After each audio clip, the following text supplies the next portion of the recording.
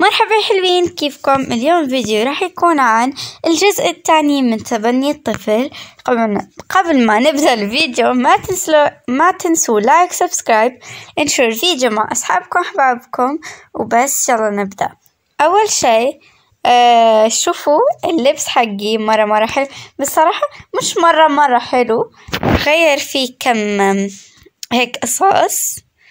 رح خير الفم لأنه ما أدري مين حط لي هذا الفم وبس. يلا نغير نقيه. راح ألبس ما أدري صراحة، أبغى ألبس شي اليوم يعني حلو مريح هيك. هذه الحركات. المهم صراحة ما أدري مين واضع لي هذا الفم، بس صراحة مرة مو بحلو. ما أدري مين واضعه. راح أحط هذا الروج. لا، لازم ألبس كعب يعني أسود، لأنه شوفوا هني. المهم انتوا عم تعرفوا هذه. راح ألبسه بس هيك، والبنت عم تبكي فراح ندخل ونشوف.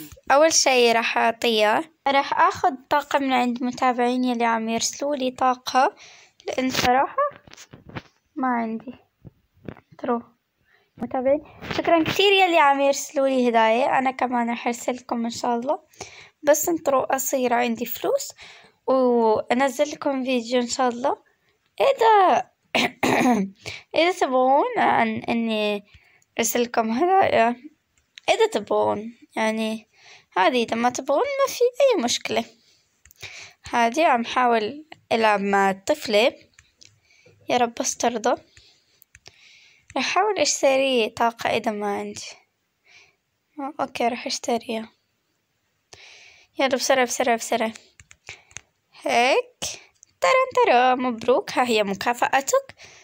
أوكي عم يعطوني هذه، ما أدري صراحة إيش اسمها بالعربية، الهاي أو ما أدري إيش. المهم للطفلة.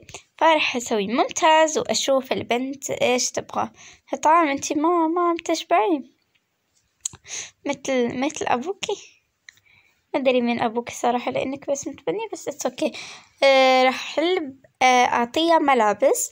طبعا ما عندي فلوس هدول الأشياء، فراح ألبسها من يعني أعطيها ملابس من هني.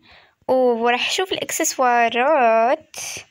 عندي بس هذا الإكسسوار، وربي بنت أمك فقيرة فراح ألبسك بس. يلا حتى الفلوس ما عندي. المهم راح أشوف قصة الشعر.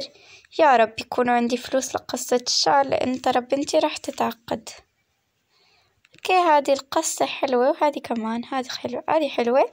راح أحاول أجمع فلوس، لأنه ترى ربي راح أسوي مهمات. اجمعي جائزة الأداء. اوكي راح أروح لجائزة الأداء اجمعها.